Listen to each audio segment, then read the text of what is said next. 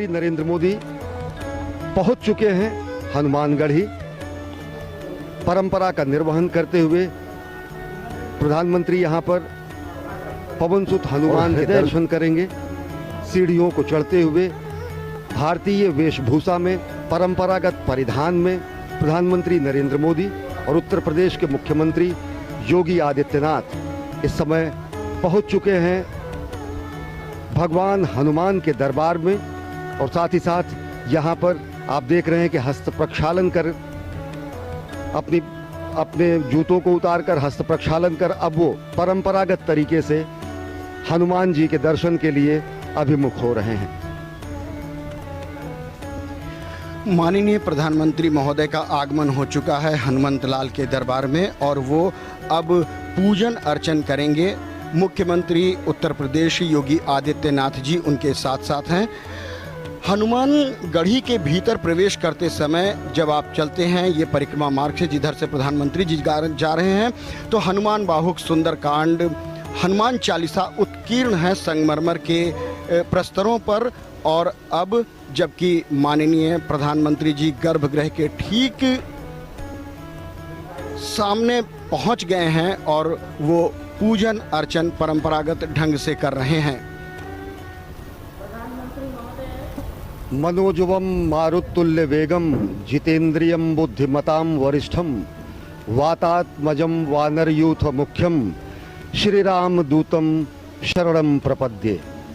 भगवान हनुमान श्री राम भगवान के अनन्यतम भक्त माने जाते हैं और ये परंपरा है कि अयोध्या धाम में पहुंचने वाला हर व्यक्ति सर्वप्रथम भगवान श्री राम के अनन्यतम भक्त पवनसुत हनुमान के दर्शन करेगा।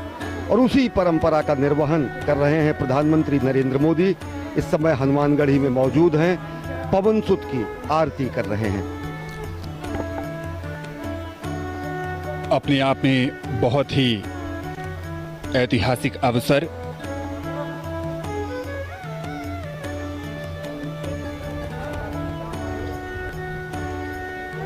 प्रधानमंत्री नरेंद्र मोदी हनुमानगढ़ी में राम भक्त हनुमान की अर्चना करते हुए और अब परिक्रमा कर रहे हैं।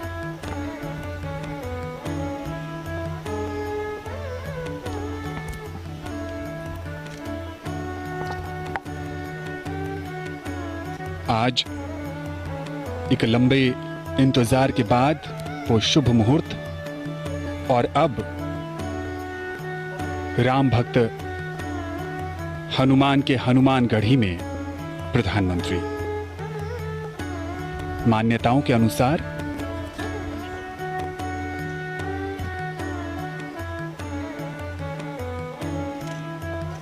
हनुमान जी का राज तिलक यहीं हुआ था। रामदूत अतुलित बलधामा अंजनी पुत्र पवन सुत नामा। भगवान हनुमान पवनसुत कहे जाते हैं और अंजनी पुत्र कहे जाते हैं। और सबसे बड़ी बात जो भगवान हनुमान को रामदूत की जो संज्ञा मिली हुई है वो उन्हें और विशिष्ट और विलक्षण बनाती है और एक प्रतिबद्धता संपूर्ण विश्व के सामने स्पष्ट रूप से आती है जब खुद भगवान हनुमान ये कहते हैं कि राम काज कीन्हे बिना मोहि कहाँ विश्राम। और आज वही प्रतिबद्धता जो कि कही जाती है कि त्वदीयाय कार्याय बद्धा कटियम, यानी कि मातृभूमि के कार्य के लिए हम प्रतिबद्ध हैं, कटिबद्ध हैं। आज उसी प्रतिबद्धता के परिपूर्ण होने का दिन है और आज प्रधानमंत्री नरेंद्र मोदी के कर कमलों से भूमि पूजन होगा भगवान श्री राम के जन्म स्थल पर दिव्यतम भव्यतम मंदिर के निर्माण के लिए। और वो वही प्रतिबद्धता है भगवान हनुमान की प्रतिबद्धता कि राम काज कीन्हे बिना मोहि कहाँ विश्राम। और ये उसी प्रतिबद्धता का प्रस्फुटन है, ये उसी प्रतिबद्धता का उदाहरण है जो कहा जाता है त्वदीयाय कार्याय बद्धा कटियम। माननीय प्रधानमंत्री महोदय को हनुमानगढ़ी की उस परंपरा के अनुसार वो एक भेंट की गई सिर पर एक मुकुट जिसे उन्होंने धारण किया बहुत ही श्रद्धा के साथ, और वो एक प्रतीक होता है कि जो काज वो मन में लेकर आए थे वो पूर्णता को प्राप्त होगा। आशीर्वाद प्रदान होने की एक सनातन परंपरा का निर्वहन किया गया वहाँ के गद्दी नशीन द्वारा। माननीय प्रधानमंत्री जी ने बहुत ही श्रद्धा के साथ उसे ग्रहण किया। अयोध्या आज पूरी तरह से खुशी से नृत्य कर रही है, वो झूम रही है। आज उसके आराध्य, उनके इष्ट भगवान प्रभु श्री राम का, जो कि रामलला विराजमान के रूप में जन्मभूमि परिषद में विराजते हैं, उनके भव्य भवन का निर्माण होना है। आज भूमि पूजन के साथ कार्यारंभ होना है। उसी कड़ी में माननीय प्रधानमंत्री महोदय ने हनुमानगढ़ी का दर्शन किया और अब वो जन्मभूमि परिसर की तरफ आएंगे। और रहा सवाल अयोध्या का, तो अयोध्या साक्षी बन रही है उस ऐतिहासिक घड़ी के। ये जो इतिहास लिखा जा रहा है, उस इतिहास का साक्षात्कार करना अपने आप में एक दिव्यता की अनुभूति है। अयोध्या का जिक्र जब भी किया जाता है, उस धार्मिक शहर के साथ श्री राम और सरयू नदी का महत्व भी हमेशा से ही सामने आता है। रामलला, उनके साथ भाई भरत, लक्ष्मण, शत्रुघ्न, साथ में हैं राम भक्त हनुमान, शालिग्राम और प्रधानमंत्री। हनुमानगढ़ी के बाद अब रामलला के दर्शन और पूजन के लिए आएंगे। राम का रामत्व उनकी संघर्षशीलता में है। राम के संघर्ष से साधारण जनता को एक नई शक्ति मिलती है। कभी न हारने वाला मन। विपत्तियां हजार हैं, राम रोते हैं, बिलखते हैं, पर हिम्मत नहीं हारते हैं। सरयू के तट पर पिछले कुछ दिनों से भव्य तैयारी की गई है। दिव्य आरती का आयोजन किया गया। इस पूरे उत्सव को एक मनभावन रूप दिया गया और विहंगम नजारा अपने आराध्य, अपने प्रभु मर्यादा पुरुषोत्तम राम को अनूठे ढंग से समर्पित ये कार्यक्रम और पूरे अयोध्या नगरी को प्रकाश की रोशनी से जगमग किया गया। पिछले 2-3 दिनों से ये अद्भुत नजारा सरयू के तट पर राम की पैड़ी और दीपोत्सव भी मनाया गया। यहाँ पर मान्यताओं के अनुसार रामायण और रामचरितमानस में इस बात का भी जिक्र है कि जब राम 14 वर्ष के बाद वनवास काटकर अयोध्या नगरी लौटे थे, तो उस समय अयोध्या वासियों ने दीप जलाकर प्रभु का स्वागत किया था।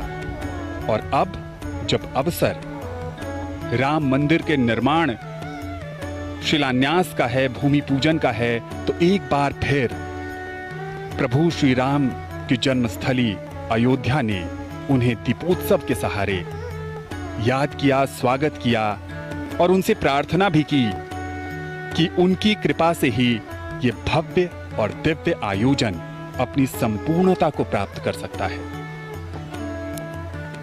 पिछले 2 दिनों से दीप मालिकाओं में सजी संवरी अयोध्या राम के पुनरागमन का आभास करा रही है। राम का पुनरागमन अयोध्या में इस मायने में हो रहा है कि भगवान श्री राम का अयोध्या में ही वनवास समाप्त हो रहा है।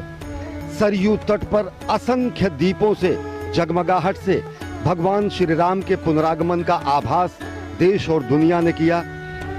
भगवान श्री राम यहाँ के रोम रोम में विराजते हैं और अब जब वो क्षण आया है जिसका युगों युगों से लोगों को इंतजार था, तो संपूर्ण अयोध्या अपने संपूर्ण यौवन रूप में, अब अयोध्या के वैराग्य में अब सौभाग्य का उदय हुआ है और संपूर्ण सजी संवरी यौवन रूप में अयोध्या इस युगांतकारी क्षण के साक्षात के लिए तैयार है। सरयू की महिमा भी समूचे अयोध्या को और पावन बनाती है। गंगा से भी ज्यादा पवित्र और महात्म सरयू का माना जाता है। भगीरथ ने खुद अपने पुरखों के उद्धार के लिए अगर गंगा को लाया तो साक्षात यहाँ पर ईश्वर ने सरयू को प्रकट किया था। ये तस्वीरें आप देख रहे हैं सभा मंडप का, जहाँ पर विशिष्ट आमंत्रित गणमान्य महानुभाव यहाँ पर मौजूद हैं।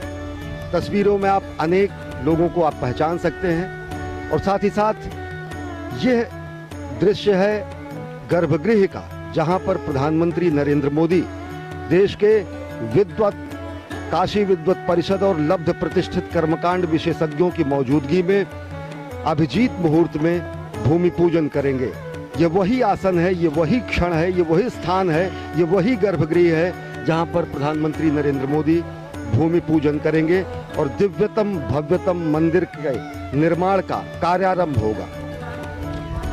काशी और अयोध्या के तमाम कर्मकांडी विद्वतों ने अपना अपना आसन ग्रहण कर लिया है, क्योंकि भगवान राम के कार्य में जो उनकी भागीदारी है वो उन्होंने सुनिश्चित कर ली है।